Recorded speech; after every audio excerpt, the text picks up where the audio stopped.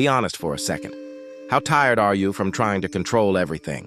Your future, your image, other people's reactions, your own thoughts. Yeah, that tired. That's not laziness. That's resistance. We're taught that if life isn't working, we should push harder. More effort, more planning, more forcing things to make sense. And when that doesn't work, we assume something is wrong with us. Taoism shows up and quietly asks, what if life isn't the problem, and you're just gripping it too tightly?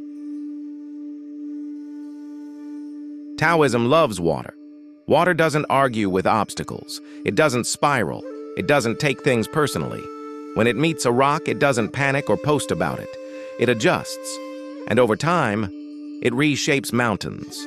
Lao Tzu wrote, "Nothing is softer than water, yet nothing can resist it." That's not poetry. That's a life strategy.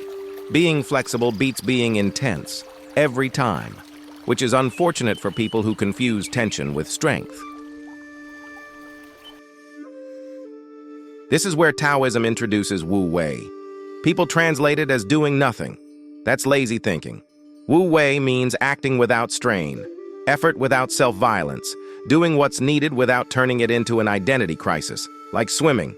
If you panic and flail, you sink. If you relax and move with the water, you float. Same effort, different relationship with reality. Most of us aren't drowning because life is deep. We're drowning because we're thrashing. The Tao Te Ching says, nature does not hurry, yet everything is accomplished. Read that again. Trees don't grind. Rivers don't overthink. Clouds don't rush their personal growth. They move. They adapt. They arrive. Meanwhile, we're rushing, second-guessing and somehow making simple things emotionally complicated. Impressive, honestly. So next time you feel stuck, don't ask, what am I doing wrong? Ask, what am I forcing? Where are you pushing when listening would work better? Where are you clenching when loosening would carry you?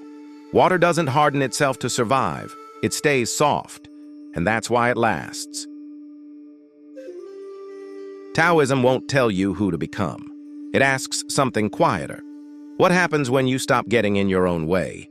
You don't need more effort. You need less friction. If that feels like relief, you're not lazy. You're finally flowing.